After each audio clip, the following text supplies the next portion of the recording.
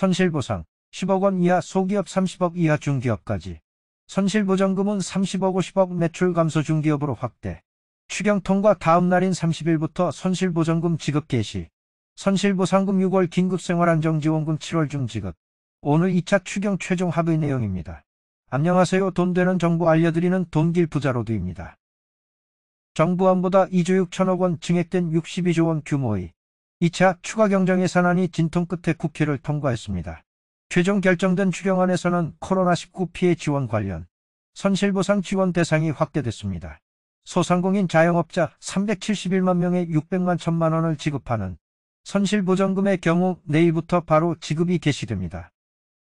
기획재정부는 이 같은 내용의 2022년 2회 추경안이 국회에서 확정됐다고 29일 밝혔습니다.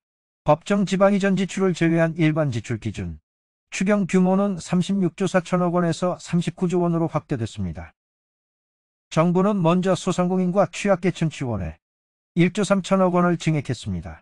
손실보상과 관련해 보다 폭넓은 지원을 위해 기존 매출액 10억 원 이하 소기업에서 연매출 30억 원 이하 중기업까지 손실보상 지원 대상에 포함하기로 했습니다. 소상공인의 매출액 피해 수준과 업종별 특성 등을 고려해 600만 1천만 원을 차등 지급하는 손실보전금 지급 대상도 확대됐습니다. 정부는 기존 지원 대상 연매출 30억 원 이하에서 연매출 30억 50억 원 규모의 매출 감소 중기업까지 손실보전금 지원 대상에 포함하기로 했습니다. 정부는 또 소상공인과 자영업자들의 매출 증대를 뒷받침하기 위해 지역사랑 상품권을 2조 5천억 원을 증액해 총 17조 5천억 원어치를 발행하기로 했습니다. 방역 보강에는 1조 1천억 원이 증액됐습니다. 코로나19 안착기 전환 이후 입원 치료비를 1개월간 한시 추가 지원하는 소요를 반영한 것입니다. 3, 5월 진단검사 건수 확대와 코로나19 사망자 급증 등을 감안 진단검사비와 장례비 지원 소요도 약 5천억 원 포강하기로 했습니다. 최근 높은 물가 상승세를 반영해 생활물가 안정 지원에도 1천억 원을 추가 투입한다고 합니다. 정부는 농산물 비료가격 상승분에 대한 국고지원 비율을 10%에서 30%로 확대합니다. 기존 정부안에는 비료가격 상승분 지원을 정부 지자체 농협이 각각 10%, 10%, 60% 분담하기로 했는데 이를 각각 30%, 20%, 30%로 조정했습니다. 축산농가의 사료 구매 자급 융자 시 2차 보전 지원폭도 확대합니다. 정부안에서는 적용금리가 1.8%였는데 이를 1.0%까지 낮추기로 했습니다. 최근 높은 경유 가격에 어려움을 겪고 있는 어업인 지원을 위해 기존 유류세 지원 대상에 포함되지 않았던 어업인 면세유에 대해 육아연동 보조금을 한시적으로 지원하기로 했습니다. 정부는 30일 오전 국무회의를 열고 추경안 공고안과 배정계획안을 상정 의결할 계획입니다.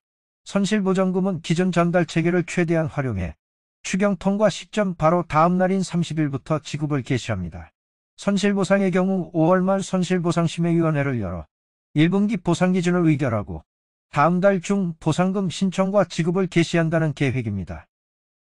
특고 등 취약계층에 대한 고용소득안정지원금은 6월까지 신청 접수를 받습니다. 특고 프리랜서 및 법인 택시 버스 기사에게는 6월 중, 문화예술인에게는 7월 중 지급을 개시합니다. 저소득층의 실질구매력 뒷받침을 위한 긴급생활안정지원금은 6월 중 지급 대상자를 확정하고 7월부터 지급을 개시합니다. 별도 신청 절차 없이 기존 사회보장급여 자격정보를 활용해 대상자를 확정할 방침입니다. 오늘은 속보 2권을 모두 올려드렸는데요. 앞으로도 생활에 꼭 필요한 돈 되는 정보 받고 싶으신 분들은 좋아요, 구독, 알람 설정하시어 편하게 돈 되는 길 알림이 받아보시길 바랍니다. 감사합니다.